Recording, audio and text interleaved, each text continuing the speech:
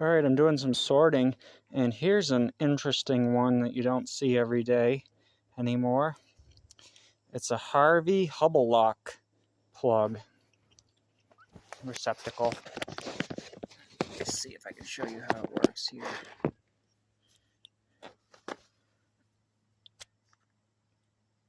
Old school.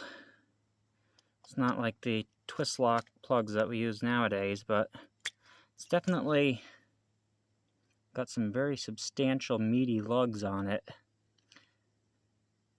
A hospital grade.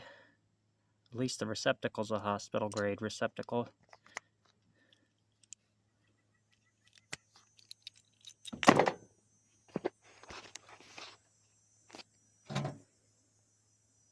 Hubbel lock. There's a lot of different weird ones out there.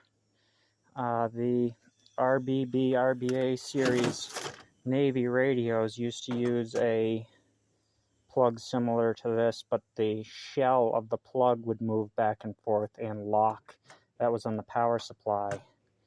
I can't remember what it was called right now. Something Russell Stoll Everlock, that one was called. That was for the Navy RBB radio power supplies. They used a Russell Stoll Everlock connector. It was similar to this.